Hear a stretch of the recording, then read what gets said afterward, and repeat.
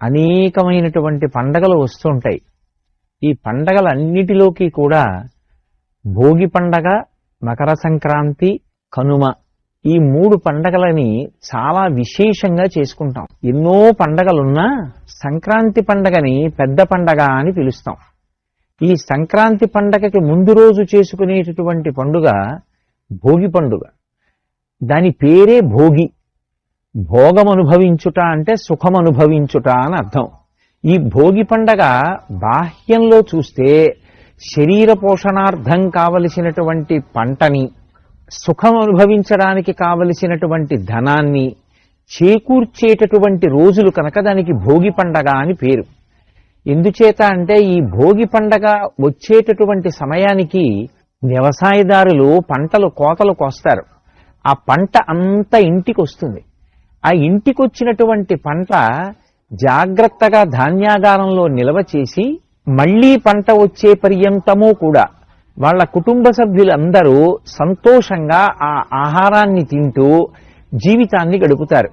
అలాగే కొంత పంటని విక్రయించినటువంటి కారణం చేత లభించినటువంటి ధనంతో సుఖాల్ని అనుభవిస్తారు. అందుకే భోగి పండగ అని పిలవడానికి కారణం ఏమిటి అంటే మనిషి బాహ్యమునందు సుఖపడడానికి కావలసినటువంటి ధాన్యమంతా కూడా వచ్చేటటువంటి కాలం.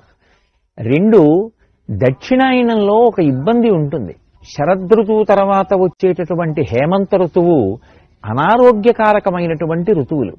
అసలు శరదృతువునైతే యముని యొక్క దంస్ట్ర బయటికొచ్చినటువంటి కాలంగా శాస్త్రం పరిగణిస్తుంది. హేమంత ఋతువులో విశేషమైనటువంటి పొగమంచు ఉన్న కారణం చేత ఆరోగ్యానికి అంత సౌకర్యంగా ఉండదు. అంత మంచు మనిషి యొక్క శ్వాసకోశం మీద పనిచేసి అనారోగ్యానికి గురి చేస్తుంది. కానీ హేమంత ఋతువు దాటిపోయి ఇక వసంత ఋతువు రావడం ప్రారంభమయ్యేటటువంటి కాలం ఆసన్నమవుతోంది అనేటప్పటికే మనిషి ఆరోగ్యాన్ని సంతరించుకోవడానికి కావలసినటువంటి కాలం కూడా ఏర్పాటవుతుంది. అందుకే ఆ ఉత్తరాయణ పుణ్యకాలానికి ప్రారంభ సూచనగా ఉండేటటువంటి భోగి పండగ బాహ్యంలో ఆరోగ్యాన్ని కూడా ఇచ్చేటటువంటి ఆ కాలము ప్రారంభమవడానికి సంకేతం. ఇది బాహ్యమునందు భోగి. ఆంతరముగా విచారణ చేస్తే అసలు ఆ భోగి పండగకి ఉన్నటువంటి విశేషం చాలా చాలా గొప్పది. దక్షిణాయన పుణ్యకాలం యొక్క చిట్ట చివరి రోజు ఏది ఉంటుందో, మకర సంక్రాంతికి ముందు ఉండేటటువంటి రోజు ఏది ఉంటుందో అదే భోగి పండగ. అంటే ఈ తిథి నాడు భోగి పండగ రావాలి అనేటటువంటి నిర్ణయం ఉండదు. దక్షిణాయనం యొక్క చిట్ట చివరి రోజే భోగి పండగ వస్తుంది. మనకి శాస్త్ర ప్రకారంగా దక్షిణాయనం అంతా కూడా ఉపాసనా కాలం. అందుకే సూర్యుడు కర్కాటక రాశిలో ప్రవేశించినది మొదలు మళ్లీ మకర రాశిలోకి ప్రవేశించే పర్యంతం మధ్యలో ఉండేటటువంటి కాలం అంతా కూడా చాలా గొప్ప గొప్ప నైమిత్తిక తిథులతో కూడుకున్నదై ఉంటుంది. విఘ్నేశ్వర చతుర్థి, అలాగే శరత్కాలంలో వచ్చేటటువంటి అమ్మవారి ఉపాసన, శ్రావణ మాసంలో వచ్చేటటువంటి మంగళగౌరీ వ్రతాలు, శ్రావణ మాసంలో చేసేటటువంటి వరలక్ష్మీ వ్రతం, అలాగే కార్తీక మాసంలో చేసేటటువంటి విశేషమైనటువంటి వ్రతాలు, సాలగ్రామ దానాలు, దీపదానాలు, ఇవన్నీ దేని కొరకు ఉద్దేశింపబడ్డాయి అంటే మనిషి పుణ్యకర్మాచరణం చేసి ఆయా నైమిత్తిక తిథులలో కాలమునందు ఏ కార్యక్రమాన్ని నిర్వర్తించాలో ఆ కార్యక్రమాన్ని నిర్వర్తించినటువంటి కారణం చేత విశేషమైనటువంటి పుణ్యాన్ని సంతరించుకుంటాడు. ఆ పుణ్యం దేని కొరకు ఉపయోగపడాలి అంటే మళ్లీ ఏదో ఉత్తర జన్మలలో ఆ పుణ్యాన్ని అడ్డుపెట్టి సుఖాన్ని పొందాలి అనేటటువంటి కోరిక కన్నా కూడా ఆ పుణ్యం చిత్తశుద్ధిని ఏర్పాటు చెయ్యడానికి పనికి రావాలి అని కోరుకున్నవాడెవరుంటాడో అటువంటి వాడికి ఈశ్వరుని యొక్క కృపాకటాక్ష వీక్షణం చేత ఆ నైమిత్తిక తిథుల యందు చేసినటువంటి కర్మాచరణం వలన కలిగినటువంటి ఫలం చిత్తశుద్ధిని కల్పించడానికి సాధనంగా మారుతుంది. ఎప్పుడైతే చిత్తశుద్ధి కలిగిందో పాత్రత కలుగుతుంది. పాత్రత కలిగితే ఈశ్వరుడు జ్ఞానాన్ని కటాక్షిస్తాడు. ఆ జ్ఞానమే ఇక మళ్లీ పుట్టవలసిన అవసరం లేని పునరావృత్తి రహిత శాశ్వత శివ సాయుధ్య స్థితిగా చెప్పబడేటటువంటి కైవల్యము లేదా మోక్షమునకు కారణమవుతుంది. విహిత కర్మాచరణం చెయ్యడానికి కావలసినటువంటి నైమిత్తిక తిథులన్నీ కూడా విశేషమైనటువంటి సమాహార స్వరూపంతో ఉండేది దక్షిణాయన పుణ్యకాలంలో. అందుకే దక్షిణాయనంలో చేసినటువంటి ఉపాసన యొక్క సిద్ధి ఎప్పుడు జరుగుతుంది అంటే ఉత్తరాయణంలో జరుగుతుంది. అందుకే ఉత్తరాయణ పుణ్యకాలం ప్రారంభమైంది అంటే స్వర్గద్వారాలు తెరిచారు అంటారు.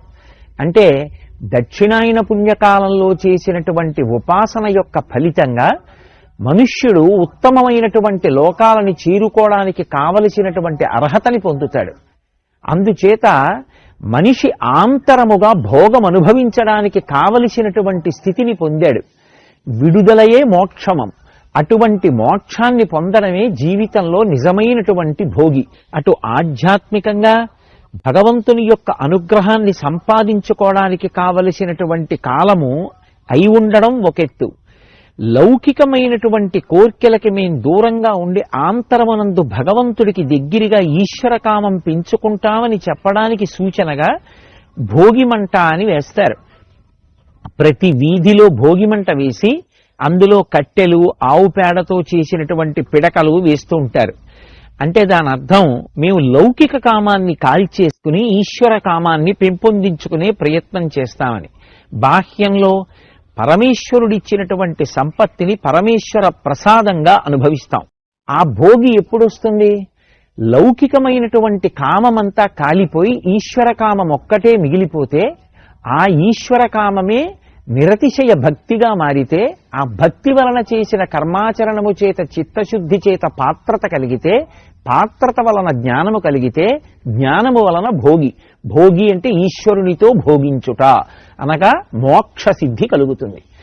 ఇది కలుగుతుంది అని దక్షిణాయనంలో చేసిన ఉపాసనకి సిద్ధిని ప్రకటనమయ్యేటటువంటి రోజుగా చెప్పబడినటువంటి విశేషమైన తిథి కనుక దానికి ఇక ప్రత్యేకంగా ఒక తిథి నిర్ణయం చెయ్యరు. దక్షిణాయనానికి చిట్ట చివరి రోజు ఏది ఉంటుందో అదే మనకి భోగి పండగగా నిర్ణయింపబడి ఉంటుంది. ఈ భోగి పండగ నాటికి అమ్మవారి అనుగ్రహం రేగుపండులోకి ప్రవేశిస్తుంది. అందుకే చిన్నపిల్లలకి జాతకరీత్యా ఏవైనా ఇబ్బందులుంటే తొలగించడానికి వాళ్ళేదో కూర్చుని పెద్ద పెద్ద యజ్ఞయాగాది క్రతువులను నిర్వహించలేరు కనుక చిల్లర పైసలు, బంతిపూలు, రేగుపళ్ళు, చెరుకు ముక్కలు, కొబ్బరి ముక్కలు ఇటువంటివి కలిపి పెద్దవాళ్ళు పిల్లల్ని కూర్చోపెట్టి వాళ్ళ మించి ఈ పదార్థాన్ని కిందకి విడిచిపెడతారు. ఈ పదార్థాలు వాళ్ళ తలమించి కిందకి పడిపోతే భోగి పీడ తొలగిపోయి వాళ్ళు సంతోషంగా జీవితం గడపడానికి ఏ అనారోగ్యము ప్రతిబంధకంగా వచ్చేటటువంటి అవకాశం ఉంటుందో అటువంటి అవకాశము తొలగిపోయి వాళ్ళు ఉత్తరోత్తర జీవితంలో సంతోషంగా ఉండడానికి కావలసినటువంటి వ్యవస్థ ఏర్పడుతుంది. అందుకే భోగిపీడ తొలగించుకునేటటువంటి అద్భుతమైనటువంటి రోజు భోగి పండుగ.